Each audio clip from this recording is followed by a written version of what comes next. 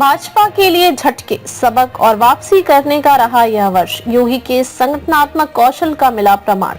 उत्तर प्रदेश में भाजपा के नजरिए से 2024 खट्टे मीठे अनुभव वाला साल माना जाएगा। इस साल प्रदेश में भाजपा के सांसदों की संख्या 62 से घटकर 32 और राजग को 64 से 36 रह गई। नतीजतन राष्ट्रीय राजनीति में प्रदेश का वर्चस्व घटा। वाराणसी से सांसद नरेंद्र मोदी को सीएम से लेकर पीएम तक की अपनी यात्रा में पहली बार ऐसे गठबंधन की सरकार बनानी पड़ी जिसमें भाजपा के पास पूर्ण बहुमत नहीं है।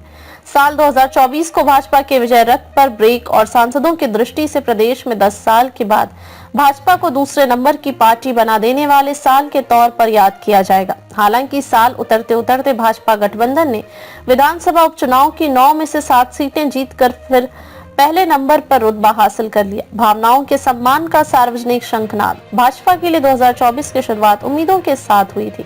लोकसभा चुनाव की गूंज के बीच रामलला के जन्म स्थान पर प्राण प्रतिष्ठा हुई। इसके मुख्य यजमान देश के प्रधानमंत्री नरेंद्र मोदी बने। स्वतंत्र भारत में पहली बार किसी प्रधानमंत्री ने देश के बहुसंख्यकों की भावनाओं के सम्मान का सार्वजनिक शंखनाद किया। मोदी का रामलला की प्राण प्रतिष्ठा में मुख्य यजमान बनना युगांतकारी। पीएम मोदी का यह कदम कितना अभूतपूर्व था, इसे सोमनाथ की पूर्ण प्रतिष्ठा पर पहले प्रधानमंत्री जवाहरलाल नेहरू की आपत्तियों को याद करके समझा जा सकता है। तब पंडित नेहरू ने कार्यक्रम में जाने से मना कर दिया था, साथ ही राष्ट्रपति को भी रोकने की कोशिश की थी। हालांकि राष्ट्रपति कार्यक्रम में गए। ऐसे में मोदी का पीएम के तौर पर रामलला की प्राण प्रतिष्ठा में मुख्य यजमान बनना युगांतकारी कदम था।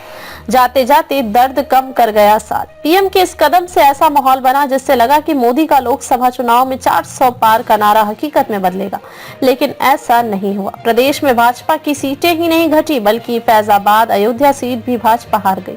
यह भाजपा के लिए बड़ा झटका था। उपचुनाव में विधानसभा की 9 सीटों में से 7 सीट जीतकर भाजपा ने इसी साल उस झटके के दर्द को कम जरूर कर लिया।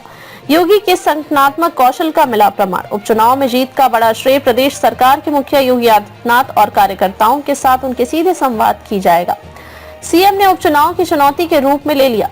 सारी सीटों के लिए खुद न्यूअर रचना की। अगर कहा जाए कि 2024 में जाते जाते उपचुनाव के नतीजों के जरिए योगी के प्रशासनिक कौशल के साथ संगठनात्मक कौशल का भी प्रमाण दे दिया है तो अतिशयोक्ति नहीं होगी। इसलिए भी याद रहेगा साल। संगठनात्मक दृष्टि से भाजपा के 2024 का लेखा जोखा रखा जाए तो कोई बड़ा उल्लेखनीय पक्ष नहीं दिखता।